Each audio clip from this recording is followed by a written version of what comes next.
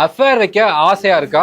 நீங்க அஃபேர் வைக்கிறனால உங்க பார்ட்னர் கண்டிப்பா ஹர்ட் ஆவாங்க. அதுல 30% பீப்புள் பிரேக்கப்போ டைவர்ஸோ பண்ணிட்டு போயிருவாங்க. பட் மெஜாரிட்டி பீப்புளுக்கு மைண்ட் எப்படி போகும் தெரியுமா? ரெண்டு விதமா போகும். First, permanent mentality. என்னைய எவ்வளவோ பர்சன்ஸ் கான்டாக்ட் பண்ணிருக்காங்க, பட் நான் எல்லாரையும் விட்டுட்டு அவங்கள மட்டுமே அப்சசிவா ட்ரூவா ஹானஸ்டா லவ் பண்ணியிருந்தேன். பட் அந்த பர்சன் என்னைய சீட் பண்ணிட்டாங்க. அப்ப இனிமே நான் என்ன மைத்துக்கு நான் ஹானஸ்டா இருக்கணும், நானும் சீட் பண்றேன்னு சொல்லி அவங்க மென்டாலிட்டி மாறிடும். நீங்க சீட் பண்ணனால ரிலேஷன்ஷிப்ல சீட்டிங்கிறது நார்மலைஸ்ங்கிற மாதிரி அவங்க கொஞ்சம் கொஞ்சமா ஃபீல் பண்ண ஆரம்பிச்சிருவாங்க. புரிஞ்சுக்கோங்க, நீங்க பண்ண மிஸ்டேக்னால ஒரு நல்ல பர்சனை சீட்டரா மாத்தி உங்க லைஃபே நீங்க கெடுத்துக்கிறீங்க. Second, revenge mentality. நீங்க சீட் பண்ண உடனே அவங்க ரொம்ப ரொம்ப ஹர்ட் ஆவாங்க. ஹர்ட் ஆயிட்டு ரொம்ப இன்செக்யூரா ஃபீல் பண்ணுவாங்க. அவங்க நார்மலா ஃபீல் பண்ணணும். சோ அவங்களும் போய் சீட் பண்ணிட்டு வருவாங்க. அப்பதான் அவங்களால நார்மலா இருக்க முடியும். ரிவெஞ்ச் எடுத்தாதான் அவங்களால நார்மலா இருக்க முடியும். சோ அதுக்கு சீட் பண்ணுவாங்க. இதெல்லாம் சும்மா சொல்றேன்னு நினைக்காதீங்க.